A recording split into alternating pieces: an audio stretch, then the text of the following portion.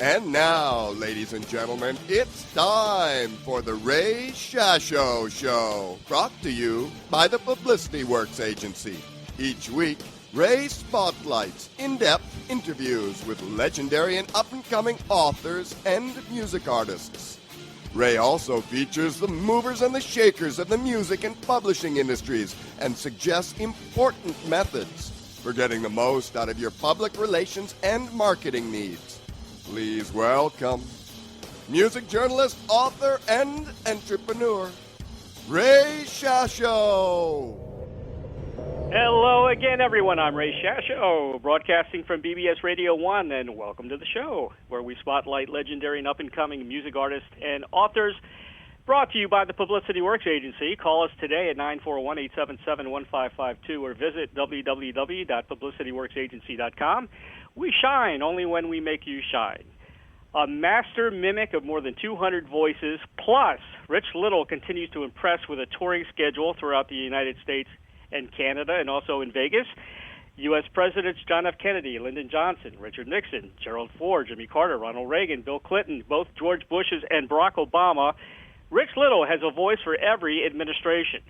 Infamous for his skewering of political figures, Little has charmed, amused, intrigued, and gotten the best of politicians from here to his native Canada. He entertained at both of Reagan's presidential inaugurations and got to know the Reagans very well during that time. President Reagan used to tell Little, "You do me better than I do." A professed classic movie buff, he's particularly fond of doing Jimmy Stewart, Jack Lemmon, John Wayne, and Humphrey Bogart. But Little has also latched on to baby boomer-friendly characters such as Paul Lynde, Kermit the Frog, Andy Rooney, and Dr. Phil, to name just a few. Some of his favorite current impressions are of stars Arnold Schwarzenegger, Sylvester Stallone, Jack Nicholson, and Clint Eastwood. They're easy to do, he says. They are larger than life. Little says an impression is what you think a person sounds like. It could be an exaggeration or a cartoon. It's your impression. I think of an impersonation as more of an exact copy. Knowing the person personally is not important. It's knowing the speech patterns and mannerisms to imitate the person the way the public sees him. The son of a doctor in Ottawa, Little started his career at the age of 12 when he answered back to his teachers in their own voices. Observing the teachers in action was infinitely more fun than paying attention to his classwork. To get dates, he'd find out a girl's favorite actor and call her up, imitating that actor's voice. Then when Little showed up, he'd say, sorry, Cary Grant can't make it. This stopped when a girl told him her favorite was Lassie. Impressions came in handy to Little while working as a DJ and talk show host during one April Fool's marathon. He had Jimmy Durante MC, the morning show, Julia Child do a cooking show, and Elvis Presley host a teenage show. Like the infamous 1939 broadcast of War of the Worlds, 500 autograph-hungry, Elvis-believing fans besieged the station thinking the king was really there. When they found out it was Little, the fans started throwing things at him. Still in early 20s, Little was discovered while working in the United States. His friend, singer Mel Torme, then on the musical team of CBS Network's The Judy Garland Show, asked him to make a tape. Instead of the usual impressions, Little did voices nobody did, including Alfred Hitchcock, Orson Welles, and Dennis Weaver. Garland thought it was great, particularly his James Mason, and Little was signed to the show. Appearances on TV variety shows such as Ed Sullivan, Jackie Gleason, Glenn Campbell, and Dean Martin followed, as well as on series such as Laugh-In, The John Davidson Summer Show, and as a regular on The Julie Andrews Show. Little also had his own variety show in the 70s and was the star of the TV show Copycats. Little was a guest host early on The Tonight Show's, hosting 12 times. He quickly became a household name, sitting in on one of the Hollywood squares, and went on to do The Muppet Show. Named Comedy Star of the Year by the American Guild of Variety Artists, Little was the perpetrator of 9 comedy albums and 3 HBO comedy specials, as well as the Emmy Award-winning specials Rich Little's Christmas Carol with W.C. Fields as Scrooge, Humphrey Bogart as one of the ghosts, and Paul Lynde as Bob Cratchit. One of his appearances on HBO was as Johnny Carson in the movie The Late Shift, which dealt with the race to succeed Carson on The Tonight Show. Little has appeared on the daytime soaps The Young and the Restless and Santa Barbara. He has made dramatic guest shots on Fantasy Island, Chips, and Murder, She Wrote, to name just a few. Rick's greatest fear, a sore throat. Other people get a cold, and they just get a cold. I get a cold, and John Wayne gets a cold. Orson Welles gets a cold. Nixon gets a cold, and Truman Capote gets the sniffles. I get a cold, and it's all over. In June 1998, Little Star was added to the Canadian Walk of Fame to go along with his current stars on the Hollywood Walk of Fame, Palm Springs Walk of Fame, and Las Vegas Walk of Fame, one of the few, if not the only celebrity to achieve all four. In 2003, Little wrote a one-man play entitled Jimmy Stewart and Friends in honor of his beloved actor and dear friend. The story of Stewart's amazing big-screen career, his military record, and his family life, including many celebrity impersonations, was met with rave reviews during a decade of touring at performing arts centers.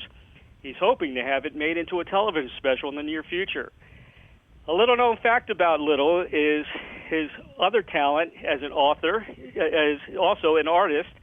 He started sketching when he was young, drawing his family and friends. To date, he has drawn around 100 pictures of all the celebrities and politicians he imitates and portrays several of these lifelike charcoal sketches in his shows.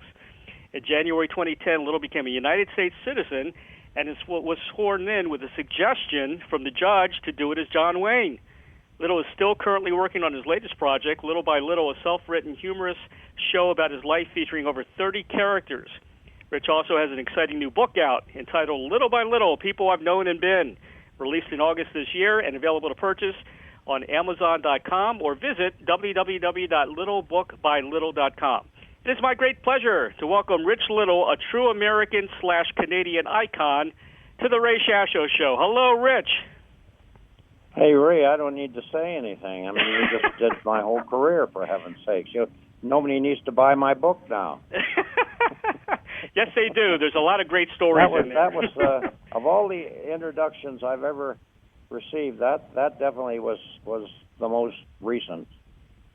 Well, you deserve it. You are a great man. You've been around for such a long time, and you're part of all of our childhood, as a matter of fact. I mean, for God's sake, I remember you since I was a kid, and I'm getting close to 60 now. Wow. Okay. Well, that's good. That's good. Yeah. People that come to see my show have to be older because young people come in. I'm appearing at the Tropicana right now, 5 nights a week. But when young people come in, I think to myself, oh, gosh, they don't know who the heck I'm doing, And, you have to be a certain age to remember all these people like Dean Martin and John Wayne and Jimmy Stewart, Although I must tell you, a couple of weeks ago, I had a 14-year-old kid sitting right down in the front, and he was in hysterics. And I'm thinking, he doesn't know anybody I'm doing. I don't believe this. And he was laughing, and then when the show was over, I went up to him and I said, gosh, I'm amazed. You seem to enjoy the show. He said, I did. You're very funny. I love the show. He said, but I'm confused. And I said, what are you confused about? He said, I was just wondering why you kept changing your voice. Oh, my gosh. That's true. That's a true story. That's funny. Yeah, it's a shame because, kids today have everything at their, fingertips as far as social media to look up famous people. And I did that when I was a kid. I knew about all my father's, all the people that he loved when he grew up. Yeah. Me too. I love the past. So do I. I was interested in, what went on before me, kids today are more into what they're doing now, their phones and, their computers and their music, So, it's a little tough now to imitate some of these icons that are, all gone, really, in a way. Right. So it's better if you have an older audience. But then again, you run into people who are kind of intrigued. They want to know who these people were, and so you get that occasionally. But it really depends on the age, as far as I'm concerned, Well, besides your Vegas dates, you have, November 5th, you are in Turning Stone Resort Casino in New York, Verona, New York. Right. You'll be November 8th. You'll be Niagara Falls Casino Resort, Niagara Falls View on the 8th. Niagara Falls again on the 9th. Niagara Falls again on the 10th. You'll be here in Florida in Lakeland, the Lakeland Center, which it's only about an hour and a half from here, on December 5th. And in Arlington, Texas, at the Arlington Music Hall on April 22nd of next year. And I'm sure you're going to have a lot more dates in between there. Well, I don't have as much on the road as I used to because I'm at the Tropicana most nights. And so I can't travel as much as I used to, which is a good thing in a way. You get a little tired of traveling. But it's nice to get out there and perform in various places, and reach different audiences. And I get different reactions, depending on where I'm playing. And but I must say, people have been, very, very nice to me over the years. They're always very polite, and I sell merchandise after my show, my TV shows and my sketches, and now my book, and that's very rewarding because we give all the money to the troops. So that's great. So. And then I get to meet people, and that's nice too, Well, your new book, let's talk a little bit about it, Little by Little, People I've Known and Been. It was released August 8th. And you say it's really not a biography, but more of a humorous glimpse of the people you've impersonated and some of the funny stories that happened, right? Yeah, there's a little bit of my childhood, but mostly I talk about the funny things that have happened with a lot of celebrities. And so it's a kind of a humorous book. It's not a tell-all book. And it's not really a biography, but it's, funny things that happened with Reagan and Jimmy Stewart and John Wayne and George Burns and Jack Benny and so many people, Anyway, it's just came out, and it's doing very well. I'm very, very happy about the reaction. One of my favorite Rich Little moments is when you brought up Jimmy Stewart on the Dean Martin Celebrity Roast and taught him how to do Jimmy Stewart. Oh, yeah. That's probably my favorite moment on any of the roasts because that was unrehearsed. And Jimmy and I never discussed that before we did the show. And he just followed me and knew what I was going to do, and he played along with it. What I did was I said to Jim that he was losing it. He didn't sound like Jimmy Stewart anymore, and maybe I could give him a few lessons. And I, proceed to tell Jimmy how to imitate himself. And, of course, when I do that, he then does it badly, and I say, that was the worst Jimmy Stewart I've ever heard. And it was really a funny bit because it wasn't planned, and he had such a great sense of humor that it was a great moment for me. That was so funny. And then I had the whole audience do Jimmy Stewart, and I said, see, Jim, they do it even better than you do. I remember when he was first trying to follow your lead on the impression, he said, I feel terrible. Yeah, I feel terrible, right, yeah. That's right. And, those roasts were fun to do. They really were. A lot of pressure because you were performing in front of the greats of show business. Exactly. Oh, my gosh. And then the show was seen by millions of people, so there was a lot of pressure there. But I managed to get through it. I had to concentrate because if you looked down on the dais and you saw Jack Benny and George Burns and John Wayne, Lucille Ball and Orson Welles, it could throw you. You could get tongue-tied very easily. You're performing in front of the great comedians of all time, and you think to yourself, hey, I'm just a kid from Ottawa who grew up admiring these people, and now I'm performing in front of them. Unbelievable, That's what I admire the most about you, Rich, was your fearlessness to impersonate these great legends in front of them, and on TV that was outright courageous. I don't know how you did it. That took a lot of guts. And hosting the Tonight Show was tough too because stepping in for Johnny, boy. Right. And knowing the show was, it was taped, but it was kind of live. They never stopped. And knowing how many people were watching, you're right. I've been put under a lot of pressure in my career, and that's one of the things, you have to survive that and get over that and just concentrate on what you're doing and forget about the people watching and all that. Right. Otherwise, I mean, we used to see some people on the roast just crumble, and they wouldn't be used; they'd be cut out. They just get up there and see all these great stars and start mumbling. It was terrible. Then another thing that was tough on the roast sometimes is, while the other person's up performing, you're reacting and smiling, but you're really going over your routine. Right. And then once in a while, somebody who got up in front of you was doing some of the jokes you're doing. Oh, no. And then you'd say to yourself, oh, my gosh, I can't use that. Now I got to rewrite that, So there was a lot of pressure. And Dean was, in his own world. Dean was a nice man, but he just sailed through life without a worry, Yeah. And he never looked at the cue cards ever. And one time we were doing a roast, and we were 2 minutes from filming the roast, and Dean says to me, Rich, who are we honoring tonight? I said, what? He said, yeah, who's the guest of honor tonight? I said, Dean, it's Michael Landon. Oh, that's fun. Oh, that's going to be great. I love that guy. He didn't know who we were doing 2 minutes before doing the show. I mean, who we were roasting. He was just a wonderful guy, but he didn't really care about anything. And when he screwed up, I mean, that's when Dean was his funniest. Uh-huh.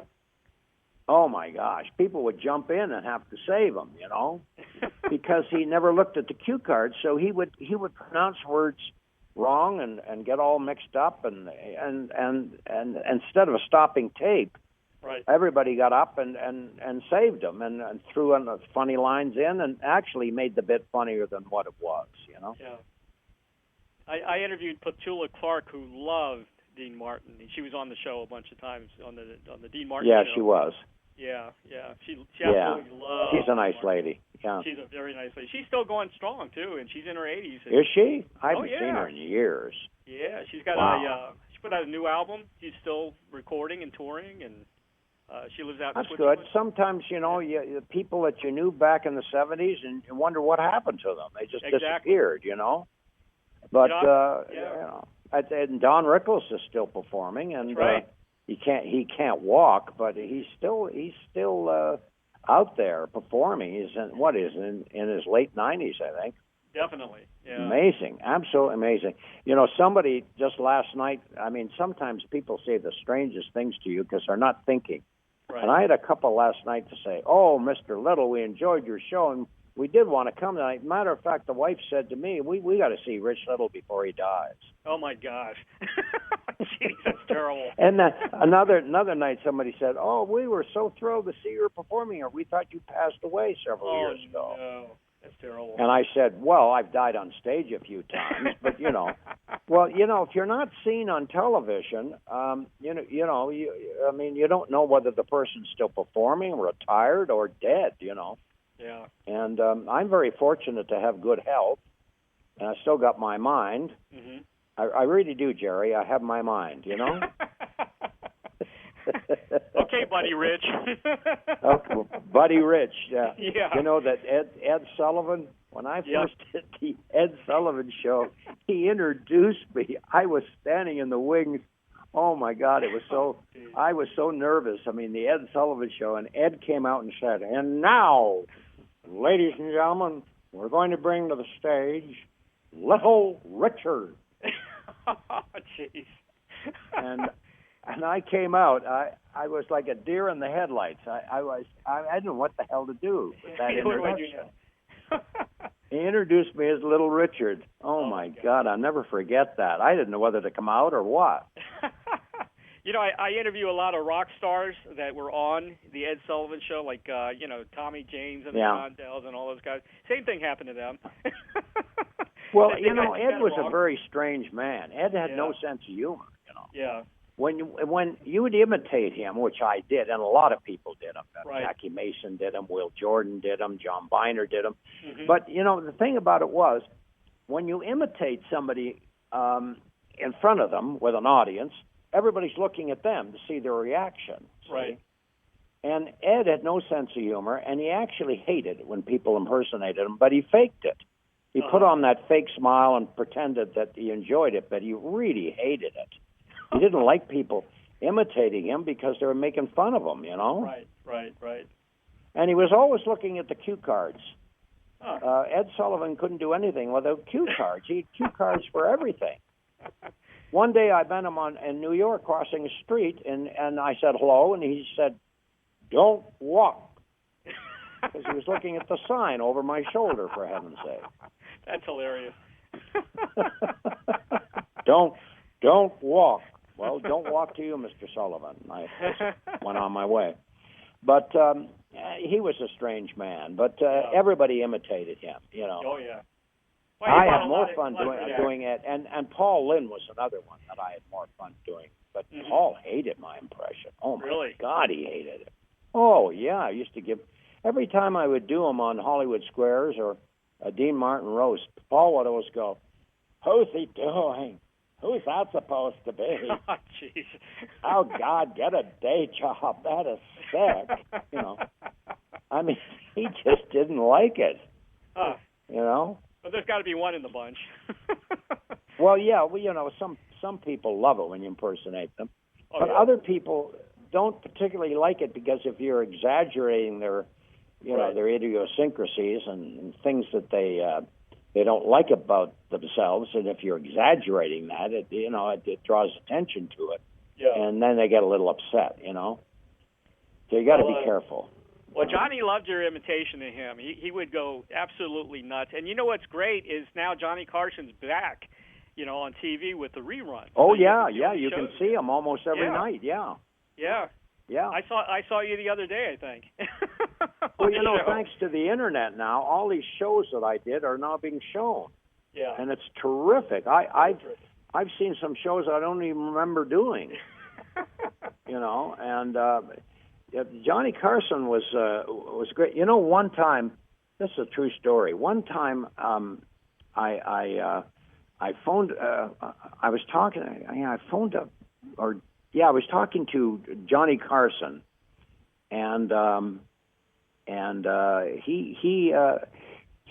he didn't know who he was talking to, and I was doing Jack Benny or something, and he really thought it was Jack Benny, and I was just imitating Jack Benny, and he kind of brushed me off, and his manager phoned him up and said, "You were kind of rude to Jack," and he said, "Wait a second, I thought that was Rich Little putting me on.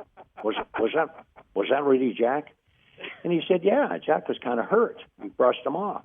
"Oh, for God's sake, I thought that was Rich having fun with me."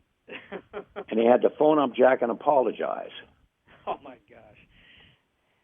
You know, you were lucky because you were actually young when you kind of were around all these greats. You know, compared to everybody that's why else. I'm still alive. That's why I'm still alive. You know, I mean, if you look at that Frank Sinatra Dean Martin roast, and I have the whole cast picture on my wall here at home.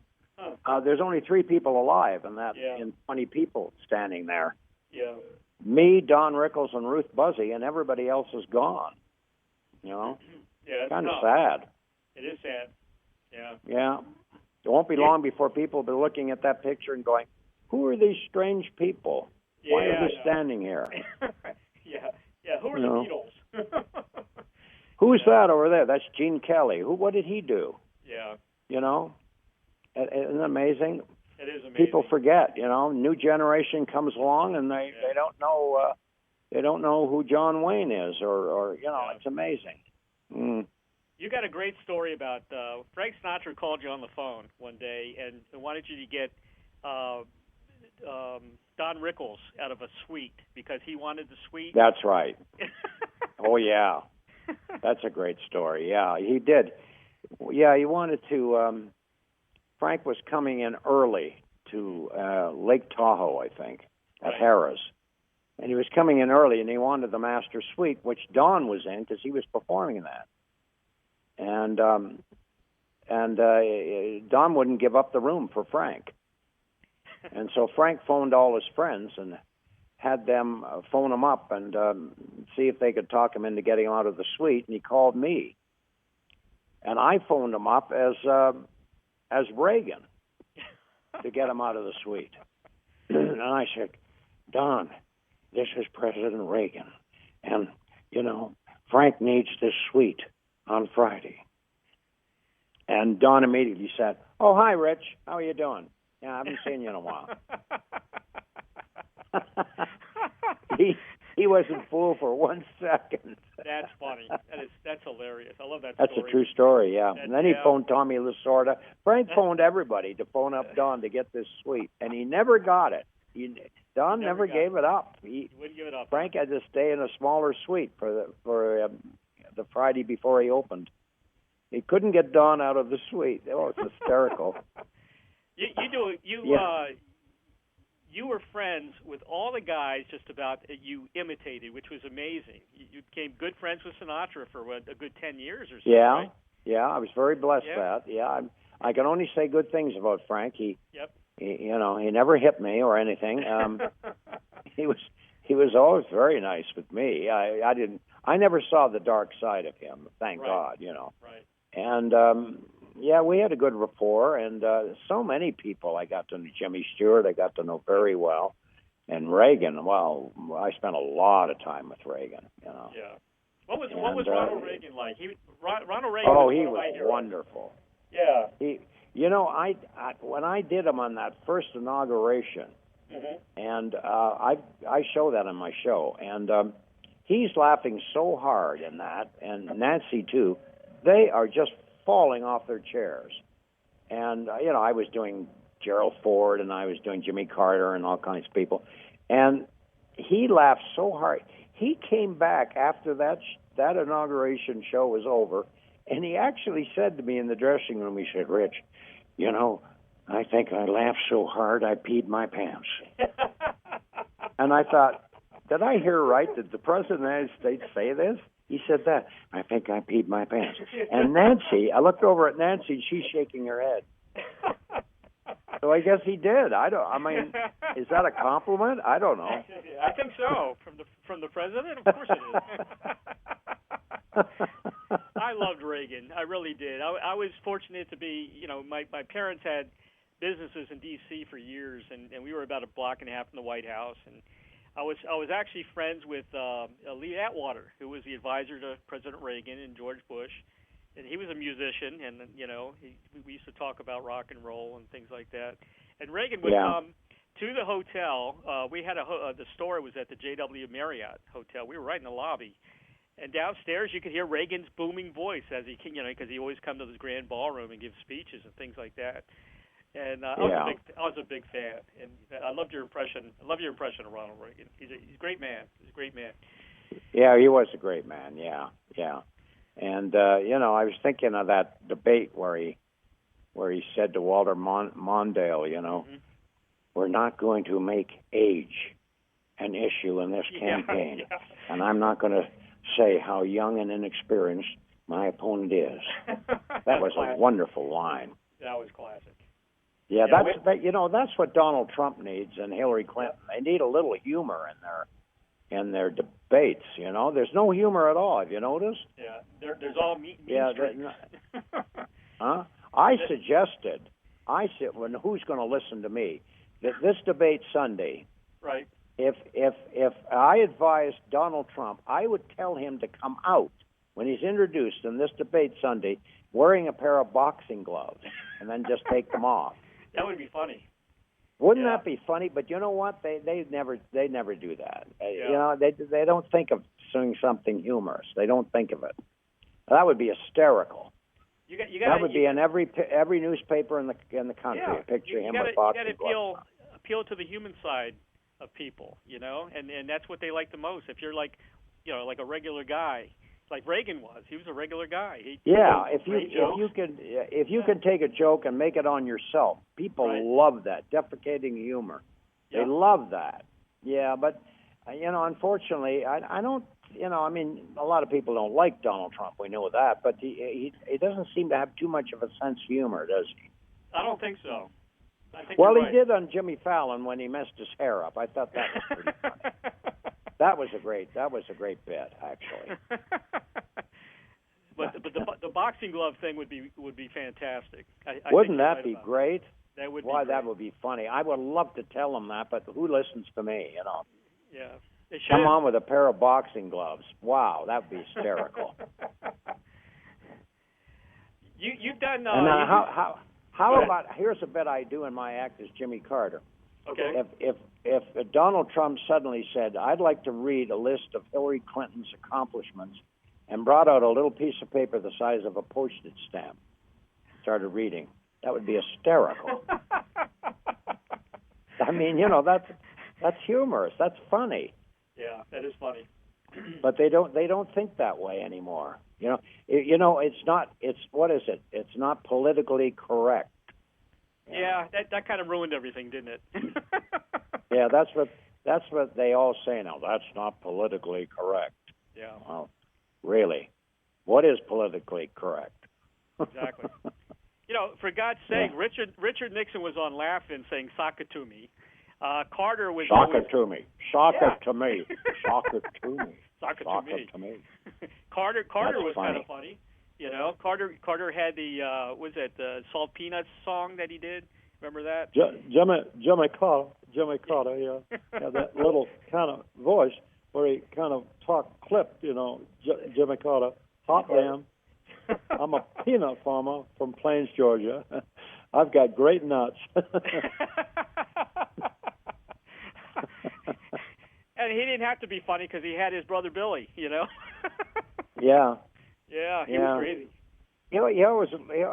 Jimmy Carter looked like Orville Redenbacher, didn't he? He did. Remember him? He Except did. Yes, Orville was popcorn and Jimmy was nuts. You know, that's the difference. That's true. He's still alive. Isn't that amazing? Is he really? Jimmy Carter is still Jimmy with Carter, us. yeah. And so is George Bush Sr. That's right. You know, that's right. And that's amazing. Didn't he parachute out of a plane a couple of years ago? He did. And I remember I did a joke. I said that George Bush, I'm gonna parachute out of this plane, and the pilot told me, said, George, listen, don't pull the cord until you're 10 feet from the ground. And I said, what? That's ridiculous. What? 10 feet from the ground? He said, yeah, 10 feet from the ground. That way, if the chute doesn't open, you won't have far to fall. Oh, jeez. Stupid joke, but funny. You know what else you got going for you? You don't have to always depend on your voices because you're a funny guy. You know, I've seen you do, just a regular bit on Carson. After you did your voices in between, and you're just funny. You could just do a stand-up routine without your voices, and you'd be funny. And that's the truth. I've never done that, but I suppose I could. Funny. You know. Yeah. And a lot of these young comics today, I see them every night because I perform at the Laugh Factory and at the Tropicana, and they're on after me. Yep. A lot of these comics don't have any routines. They just come out and hope they get lucky, you know. And where are you from, sir? And is this your wife? Are you on a business trip? You know. Yeah. They don't really have anything planned, and that always surprises me, because even Don Rickles, who ad-libbed, still knew where he was going. He pretty well. I mean, he knew what he was going to do. That was planned. Yep. You know, nobody wings it really.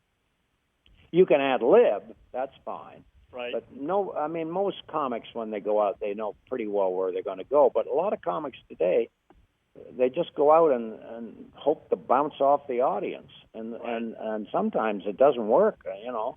You got to be good to do that.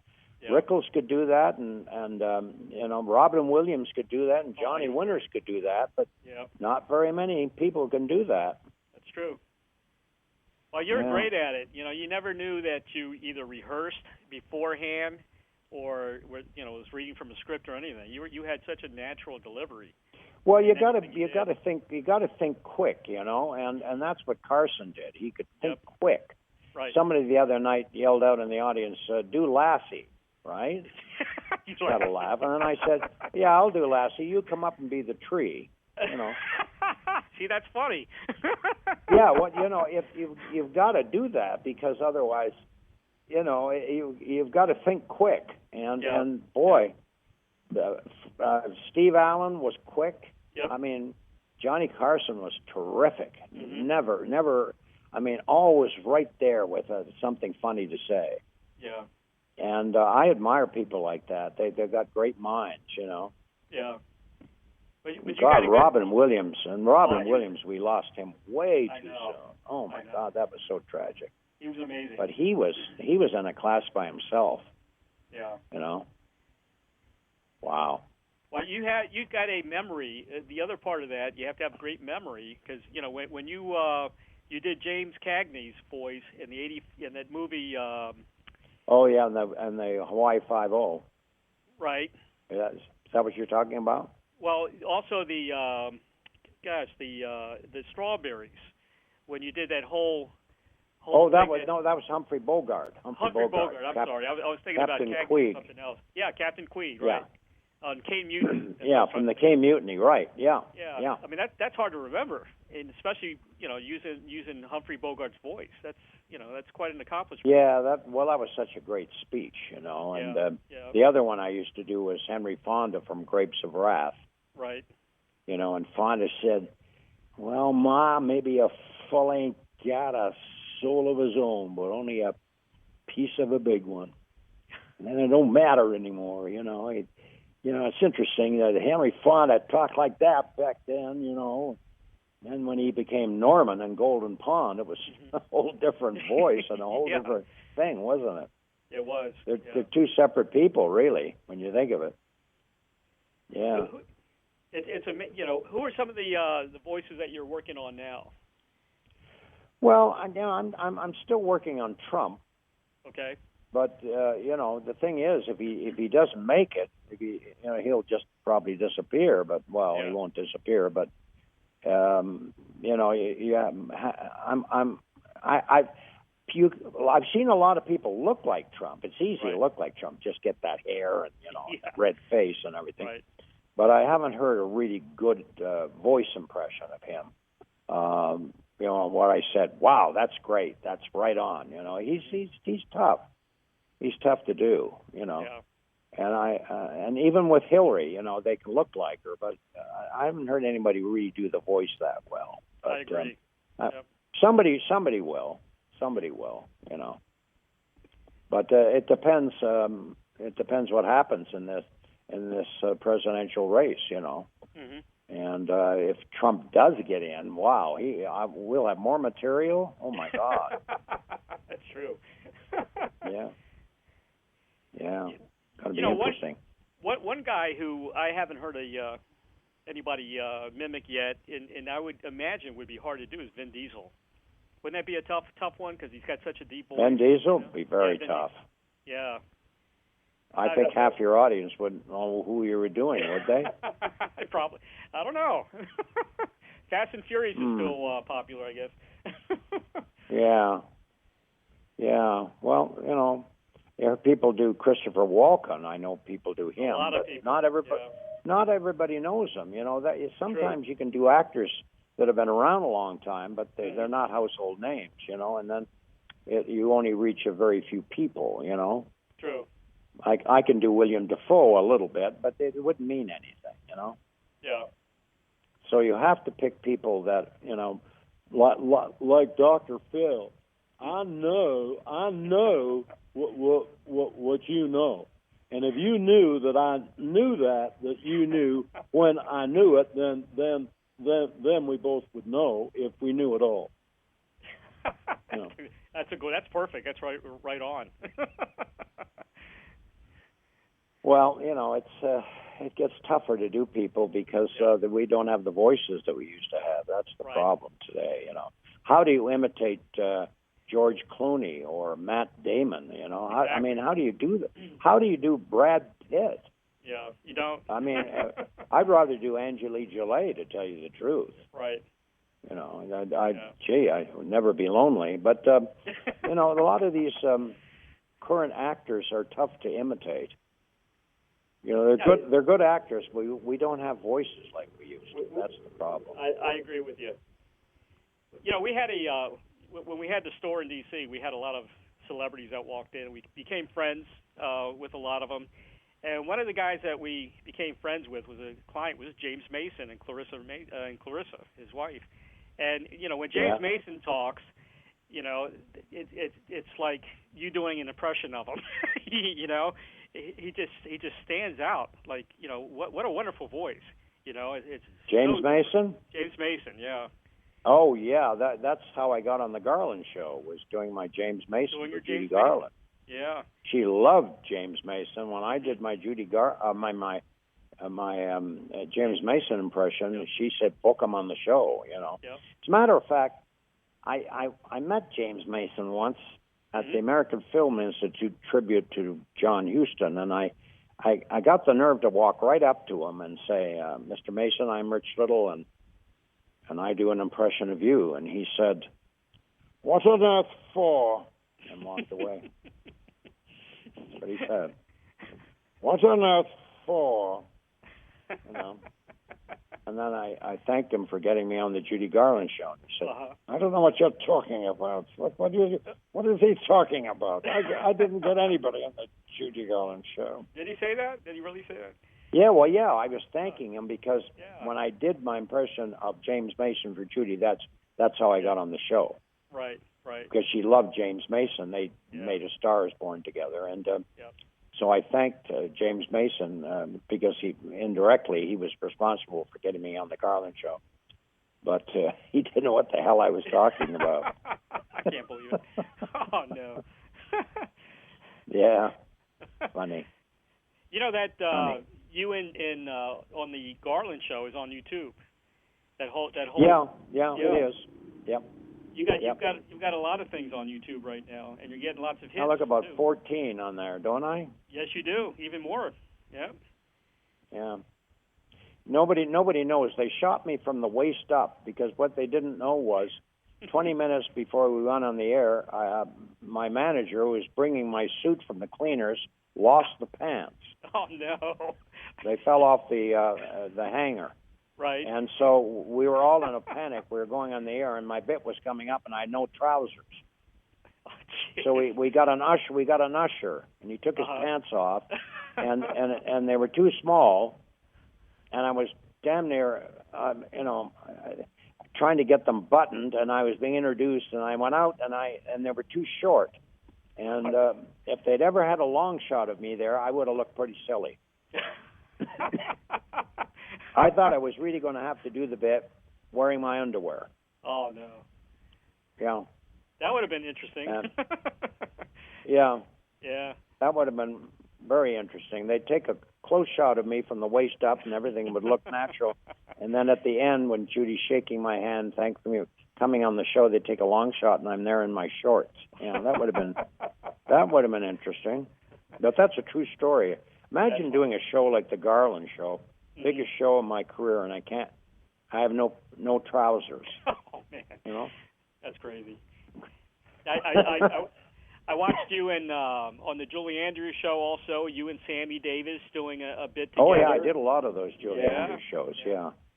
Sammy was a good impersonator. He did a great Nat King Cole. Very good Nat King Cole. Yeah. Excellent. Yeah, I don't see those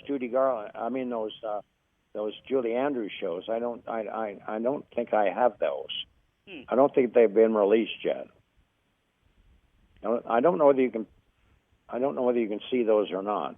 Yeah, I wonder how they got it on YouTube, where that came from. Have you got a video of it? Well, these collectors, they actually get a lot of older shows from people who tape them on their own machines at home, because a lot of the networks erased all that stuff. Mm-hmm.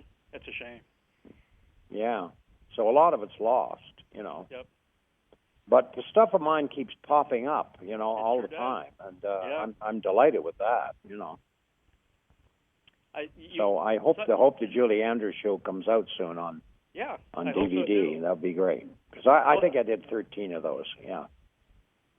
I was tickled pink when the Dean Martin roasts were released. Dean Martin show was released.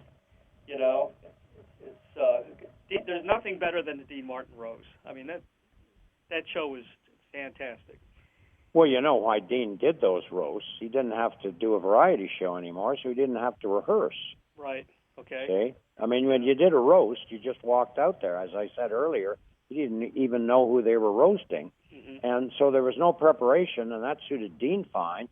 He just walked out there, and he had never read the cards, so he probably spent an hour of the week doing the roasts, and that was all he needed, you know? So there was nothing to rehearse, so that's why he did the roasts. Dean hated to rehearse. He was so relaxed. You know, such a relaxed guy. Yeah, if you did his variety show, he never was there. They had a stand-in for the whole week when we were doing the sketches and things. Dean was never there. Then he would come in like 11 o'clock on the day of taping, and he would watch the stand-in go through the show, you know, up in his suite, and then he would just go down and do the show. And that was it, and then he went home. Sounds like a good gig. And sometimes sometimes he was standing in the wrong place, and you'd turn and he wasn't there because he never. You know, it was at rehearsal, so it was difficult to do at times, you know. But bless his heart, it doesn't matter what he did. He could screw up, he could stumble, he could fall down, and everybody laughed, you know. Yeah. Yeah. You know, you're a lot like a lead singer in a band. You have to keep your voice in tip-top shape. I'm guessing you never smoke cigarettes because I don't know. No, I never smoked cigarettes. No. Yeah. How do you? No, the only time, you know, the first time I did Humphrey Bogart on, I think, the Sullivan Show, because I don't smoke. I'm doing my cool impression of Humphrey Bogart, you know, and I bring out the cigarette and I light it up and I'm doing my bogey, and all of a sudden I. Oh God, that's awful. Jeez, I had a coughing fit. Oh no! Wasn't very Humphrey Bogart. You never see Bogey in a movie start coughing, do you? No. And yet that's what killed him eventually. I know. Cigarettes, but that'd be so funny when any of those actors in the '40s, because it was a great prop, you know, to have a cigarette. It's a great piece of business. Right. They take the cigarette out and light it, and you never see anybody coughing, do you? You never do. No. Kind of ruins the moment, especially when he's with the leading lady and he starts coughing. Yeah, that isn't too cool. You know? No, it's not. Let's hope that Hillary doesn't start coughing, or she'll lose the election. You know. So. Yeah, she's already been doing fainting spells and kind of spasms are going on, and I don't know what's up with her. I don't know if she's really sick or not. Well, we don't really know, do we? 100%. We don't know. Well, I guess we'll find out. But you notice on the last debate, she didn't take a drink or anything. Really? She was very, very careful. Yeah. But, you know, if Donald Trump isn't more presidential, if he goes back to the old Donald Trump, he's going to lose with that. Right. And then if he backs off her, he's going to lose too. And so he's got a tough road ahead of him. Yeah. Because she memorized all her answers. Right. Everything she says has been memorized and comes from somebody else. And he doesn't do that. Yeah. I don't think he listens to people. No, I don't. I think you're right on that. Yeah. He's kind of stubborn, I guess. He's got his own ways, you know. Yeah, well, he's used to getting his own ways, isn't he? Yep. You know. I like his family, though. He's got a nice family. I think his daughter is brilliant. Yeah. I think his son is brilliant, too. I think there's more to Donald Trump, though. I think he probably does a lot for people. I mean, he's certainly employed a lot of people. You know, if you compare what he's done and what Hillary's done, I mean, he's actually employed people. He was actually a businessman, you know. I can't say that for. We're going to build a wall. We're going to build a wall around the White House. And keep Hillary out. And Bill's going to pay for the wall. Yeah, there you go. That should be in your act. Definitely. You know, I do a line in my show, and it gets a big reaction. I do Bill Clinton. Right. And Bill Clinton says, you know, Hillary said to me the other night, she said, Bill, come on now, won't it be great to see a woman in the Oval Office? And then I give a look, and then I say, Hillary, been there, done that. That's funny. That's funny. You know, I actually sold Bill Clinton a Walkman, a very expensive one when, you know, Walkmans were... You sold it to him? I did. He came in the store. It was before he was president. He was a governor of Arkansas. Yeah. Right. He spent about $300 or $400 on this thing, and same voice is what how you're talking, same exact voice. Right. Same voice, yeah. And you sold him a Walkman? I sold him a Walkman. Oh. Yeah. It was very nice. Wow. What did he need that for? I don't know. Maybe he jogs or something. You know, a lot of them do jog. Yeah. Maybe talk to a few girls on it. I don't know. Possibly. Possibly. That's interesting. Yeah. Yeah. I've got a lot of interesting stories too about people. Oh, great. Well, and you should write a book. Yeah. Well, I did. You There's did? a book out there. Yeah. There's a book out there called Wacky Shenanigans on F Street. Yeah? And that's me. It's on Amazon. Is it on Amazon? It's on Amazon. Well, my book's on Amazon too. It sure is. Yeah. Yeah. Well, I'll have to look that up. Yeah, that'd be interesting. I'll look that up. Yep. It's how to What's be... it called again? What's it called again? Wacky Shenanigans on F Street. Okay. The store was on F Street. And it's how to become politically incorrect in Washington, D.C. And it's a wacky book because it's about my family and growing up in the family business. And all the great. that came in. Yeah, that's great. Yeah. Well, I'll have to get that book. Any pictures? No pictures. I wanted to leave the imagination to the reader about the characters, you know. Yeah. So I didn't put any I've got a lot of pictures in my book because I know when people go into a bookstore and they pick up a book by anybody, they always look through it for the pictures. Right. You know. That's the first thing they do. I know. So I've got a lot of pictures and a lot of my sketches in my book. Now, talk about your sketches. Do you ever sell any of your sketches, or they? Yeah, I do. I sell them after my show's over, along with my book and a lot of my shows, and then we give the money to the Gary Sinise Foundation for the troops. You know, and it's great. You get to meet the people and talk to them, and then sell all this merchandise, and all the money's going to a good cause. So it's very rewarding. I love to do that. Can you buy them online as well, or just at the shows? Oh yeah. You can buy my book online, Amazon.com. Maybe you could get your book thrown in with it and get a discount. Well, I like to buy one of your charcoal pictures. I'm sure you have Jimmy Stewart. You know, because definitely have Jimmy Stewart. Yeah. Yeah. What was Jimmy Stewart like? Yeah, you were good friends with him. You became friends with Jimmy. Oh, yeah. Jimmy was wonderful to me. Oh, my God, we had a wonderful rapport. And we did a lot of shows together, a lot of charity events, and we did the Julie Andrews show together, and, of course, the roasts and the Variety Club tributes dinners that we did in those days. And so I did a lot of stuff with Jimmy, you know, and he used to say to me, Rich, Boy, I wish you were around in the 40s because you could have dubbed all my movies for me. And then I could have made more. He said, Rich, I talk so slow. He said, one time I was halfway through making a movie and I found out they'd already made the sequel. It sounds like him.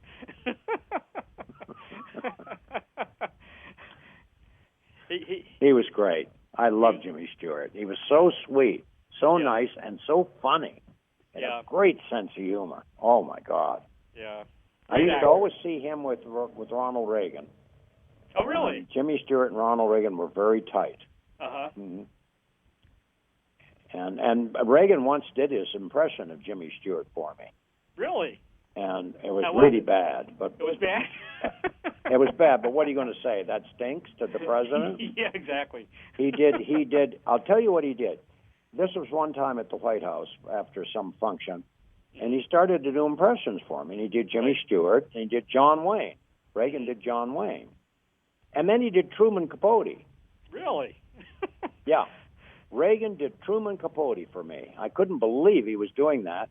But then he said to me, you know, Rich, I don't have a joke when I do my Truman Capote. I gave him a joke for my act.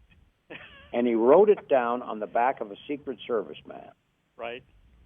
And the joke was this, as Truman Capote. I said, you know, a lot of people think that I wrote in cold blood, but that's not true. Actually, I wrote in ink.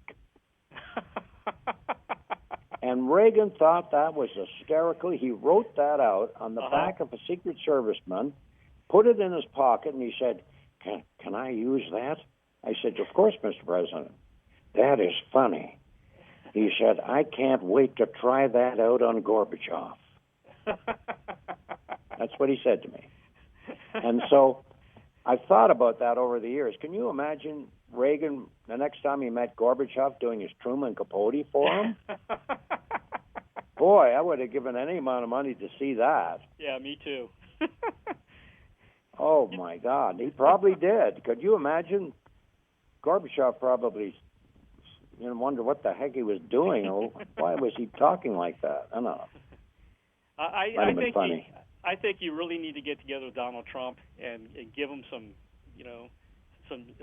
He needs a little humor. He needs a little humor in there. Yeah. Yeah. If anybody can do it, it's you. Well, nobody's going to listen to me. Good Lord. I think the boxing glove thing would be great, but who's going to listen to me, Yeah. Or maybe the little piece of paper with Hillary's accomplishments. That would be funny. That would be funny, yep. But you see, nobody thinks that way. No. All you got to do is have something funny, really funny, in a debate, and that's all they'll talk about the next day. I agree with you, 100%. Mm-hmm. Yep. He's too hard. How about Donald Trump coming out Sunday with arm in arm with Miss America? Yeah, that would be funny. I hope this is in your act. You got to start working on Trump, or are you waiting to see if he becomes president? I'm just waiting a little longer to see what happens to him. Because you have some great ideas here. Yeah. Yeah. Well, if he gets in, it'll certainly be a colorful administration. I'll tell you that. Yes, it will. I don't know if Hillary would be as colorful as Donald. I mean, if he meets with Putin, and they do not get along, they should. They seem to like each other. But if they don't, then Donald Trump will probably say to Putin, "You're fired." Yeah. And walk out. They just keep coming on. I mean, I hope you're writing all this down. It's a great bit. Well, I think Putin kind of likes him because he admires his strength. Right. You know what I mean? Yeah. He seemed to push Barack Obama around a lot, didn't take him seriously. Yeah. I think he'd be a little scared of Donald Trump, and I think he kind of admires that, being the kind of man he is. And so I don't know whether that's a plus or a minus. I don't know. Yeah, I guess we don't know until it happens. Yeah. I guess we don't know until it happens. No, we won't know. Yeah. But anyway, I being half Canadian, I can always go back to Canada if things don't work out. Yeah, that's true. You got dual citizenship now, right? Yeah. Reagan once said to me, he said, Rich, you do me better than I do, so when I step down, you should become president and just talk in my voice and carry on. Mm-hmm. That's what he said to me. Yeah. And I looked at him and I said, well, thank you, Mr. President. It's quite an honor, but I can't be president. I'm Canadian. Yeah. And he said, well, I can fix that.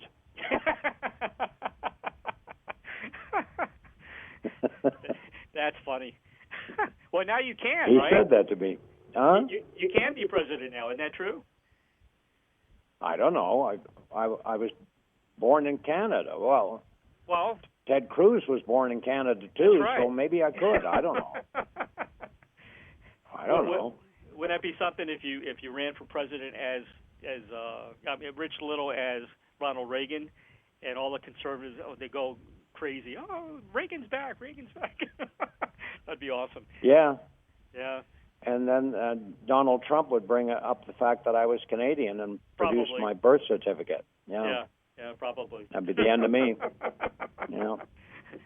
Rich, I want to thank you so much from the bottom of my heart for being on the show today, and for all the laughs through the years, and for the laughs yet to come. As long as you got your health, that's the main thing. Right. That's the most important thing in life is your health. Everything else is not important, really. Yeah. And if you have your health and you have your energy, as you get older, that's what people seem to lose is their energy. So I'm very blessed that I still have a lot of energy, and I just hope it continues, and I love performing, and I'm still alive. So there you are. But I hope people pick up my book. I think they'll find it interesting because it's full of a lot of funny stories. Well, I think they will, and we're going to promote it like heck on this show, on all the websites, and again, thank you so much for being on the show. Well, thank you, Ray. Thank you, and I'll look up your book. I really will. I appreciate that. Thank you, Rich. Okay. You too. Okay. Have a great day. You too. Bye. Take care. Bye-bye. Purchase Rich Little's new book entitled Little by Little, People I've Known and Been at Amazon.com, or visit www.littlebookbylittle.com. It's a wonderful, wonderful book full of great stories. Everybody will love this book.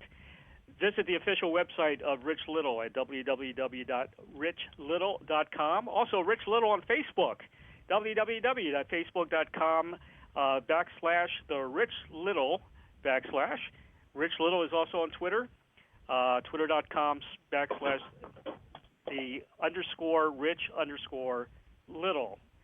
Very special thanks to Dana Stern of Rich Little Productions for arranging this interview with Rich Little, and to Doug and Don Newsom with BBS Radio for making it all happen every show. Join me bi-weekly Mondays at 3 p.m. Pacific, 6 p.m. Eastern on The Ray Shasho Show. If you have comments or suggestions or would like to be a guest on The Ray Shasho Show, call 941-877-1552 or email us at ray@publicityworksagency.com. And don't forget to purchase a copy of my book entitled Check the G's, The True Story of an Eclectic American Family and Their Wacky Family Business, or the second edition entitled Wacky Shenanigans on F Street, Proud to be Politically Incorrect in Washington, D.C., available now at Amazon.com. You'll live it. Have a great week, everybody. Thank you, everybody, for listening to the Ray Shasho Show, brought to you by the Publicity Works Agency. Call 941-877-1552 or visit us at publicityworksagency.com, specializing in author and music artist publicity plans. We shine when we make you shine. Join Ray Shasho every Monday at 3 p.m. Pacific, 6 p.m. Eastern on PBS Radio, Station 1.